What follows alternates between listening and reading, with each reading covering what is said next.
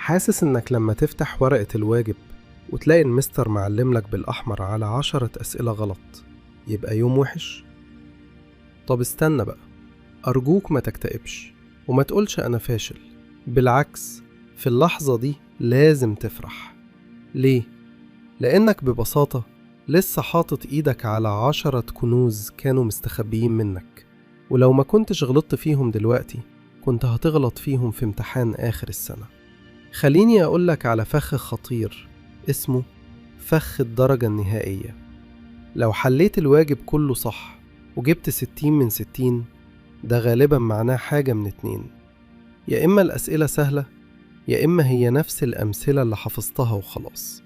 وفي الحالتين انت ما تعلمتش حاجة جديدة، انت بس طمنت نفسك انك كويس. والمصيبة، الطالب اللي بيقفل دايما هو أكتر واحد بيتصدم في الامتحان الحقيقي. طيب الحل إيه؟ الحل السحري اسمه مذاكرة الأخطاء. أول حاجة، اوعى تسيب الواجب وتركنه. غلطت، افتح فيديو الحل فوراً. تاني حاجة، ما تحفظش الإجابة، اسرق طريقة التفكير. اسمع المستر وهو بيوصل للحل وقلد الطريقة دي خطوة خطوة. تالت حاجة، اسأل نفسك أنا ليه ما فكرتش كده؟ واكتب الفكرة الجديدة عندك، لأن الحاجة اللي بتغلط فيها وتتعب عشان تفهمها مستحيل تنساها تاني. ما تقارنش نفسك دلوقتي بنسخة ليلة الامتحان، لسه قدامك وقت كبير تتحسن. طبيعي تغلط، بس مش طبيعي إنك ما تتعلمش من غلطك. قيم نفسك بالأفكار اللي فهمتها، مش بالدرجة اللي مكتوبة فوق الورقة.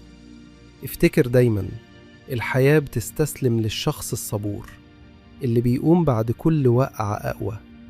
خدها تحدي بينك وبين المادة، وخلي الآية دي دايما قدامك: يا يحيى خذ الكتاب بقوة. بالتوفيق يا بطل. وقولي، إيه أكتر غلطة اتعلمت منها النهاردة؟